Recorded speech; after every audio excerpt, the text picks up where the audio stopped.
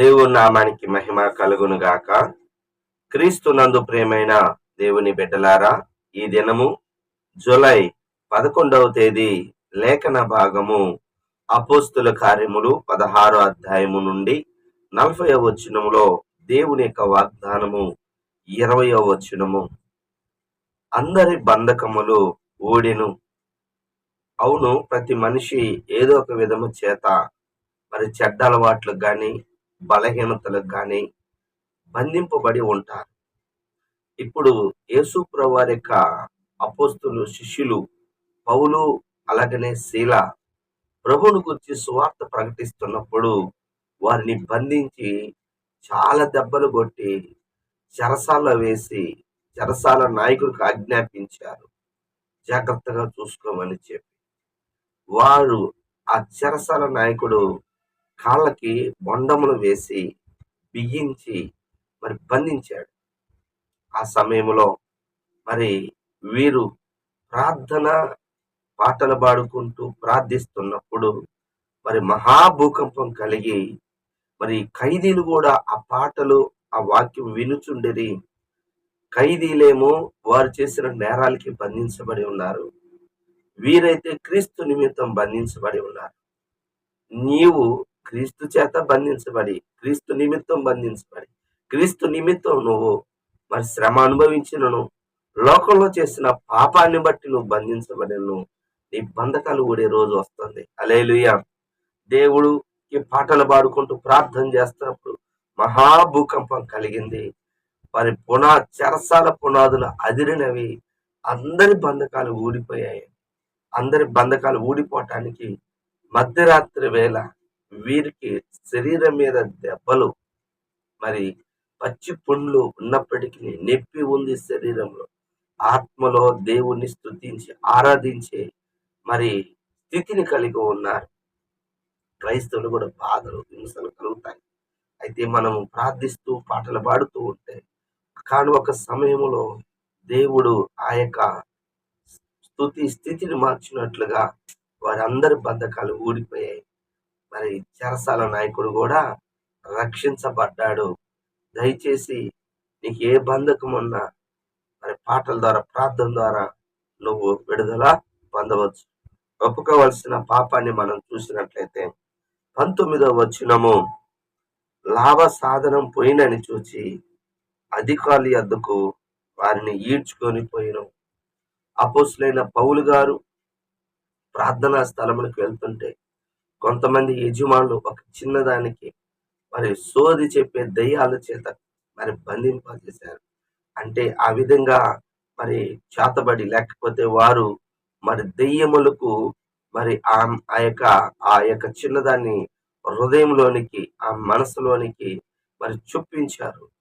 మరి ఆ విధంగా వారు ఆ చిన్నది సోది చెప్తుంటే వచ్చిన వాళ్ళందరికీ ఏదో ఒకటి చెప్పిన. ఈ దినాల్లో చాలా మంది చేయి చూసేవాళ్ళు జాతి ఉంగరాలని అలాగని ఏదేదో మరి విగ్రహాలు నిలబెట్టుకోవటం, మరి డబ్బు సంపాదన.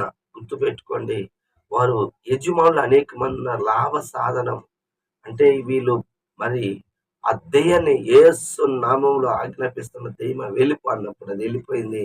ఇక ఆ దెయ్యం వెళ్ళిపోయిన తర్వాత వీళ్ళకి లాభం పోయింది సోది చెప్పటంలా.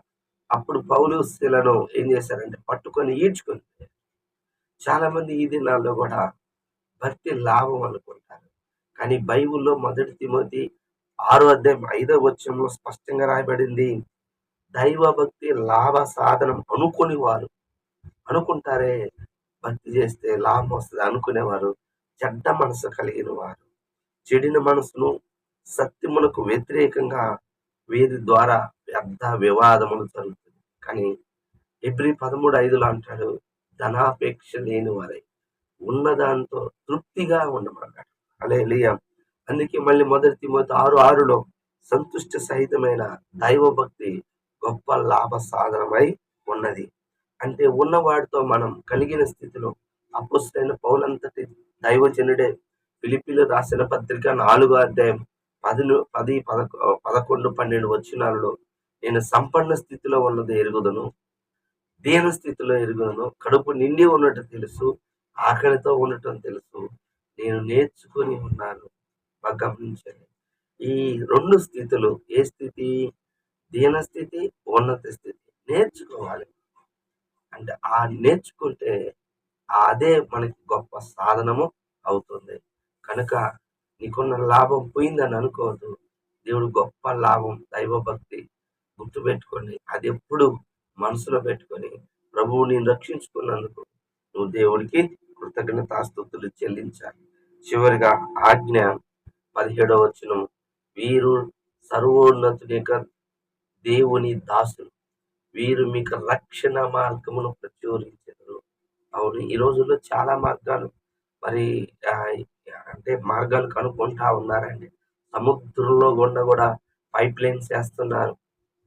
ఇండియా నుంచి దుబాయ్ కానీ, అరబ్ కంట్రీస్ కానీ మరి 2 పైప్ లైన్స్ ఏస్తున్నారంట. ఒకటి ఆయిల్ ఆయిల్ వచ్చేదానికి, ఒకటి మంచినీళ్ళు ఎళ్ళేదానికి. అనేక మార్గాలు కనుక్కుంటున్నారు.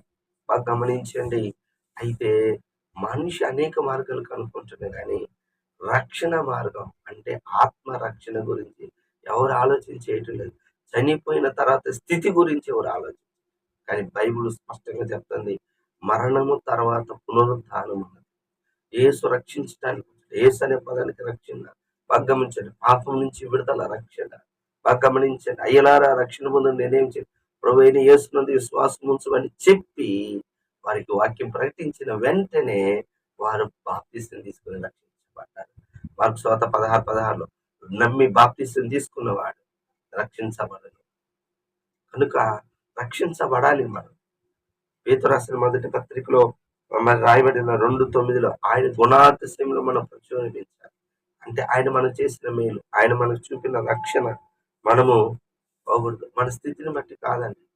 అపోస్తల కార్యం 8వ అధ్యాయం 4వ వచనములో చెదిరిపోయిన వారు కష్టాల్లో ఉన్నప్పుడు కూడా సువార్తను ప్రకటించారు. కనుక రక్షణ మార్గము అనేక మందికి తెలియజేయవలసిన బాధ్యత మన మీద ఉంది. మరి సామెతల గ్రంథం 24వ అధ్యాయం 11వ వచనం, నాశనముకు జోగుచున్నవారిని నువ్వు రక్షింపవా అని క్వశ్చన్ మార్క్ వేశాడు. అయితే నువ్వు గాని నాకు తెలియదులే అనుకుంటే నిన్ను దేవుడు లెక్క అడుగుతాడు. ఆయన గుణాతిశయమును, ఆయన రక్షణను మనము ప్రచురించుదుము గాక. ఆమేన్. దేవుడి మాటలు దీవించును గాక. ప్రార్థన చేసుకుందాం. ప్రేమ కలిగిన తండ్రి యేసయ్యా నీకు వందనాలు, స్తుతులు, స్తోత్రాలు. నాయన వింటున్న వారికి నాయన నీ కృప చూపించారు. నువ్వే మాకు శక్తి, బలము, సమస్తమును ప్రభు. మాకున్న బంధకాలు తెచ్చిపోయాయి నాయన. లాభం కోసం కాకుండా గొప్ప సాధన నీ నువ్వు ఇచ్చిన స్థితిలో ఉన్నట్లుగా దయచేసి నాయన. మరి ప్రభా తండ్రి నీ యొక్క రక్షణ మార్గాన్ని ప్రకటించే వాళ్ళముగా దయచేయమని ప్రతి ఒక్కరికి అనుగ్రహించమని సహాయం చేయండి. యేసు నామములో ప్రార్థిస్తున్నాను. ఆమేన్. తన యొక్క ప్రేమ, కుమారుని యొక్క కృప, పరిశుద్ధాత్మ దీవెన సదాకాలం మనందరికి తోడుగా ఉండును గాక. ఆమేన్. దేవుడు మిమ్మల్ని దీవించును గాక. ఆమేన్.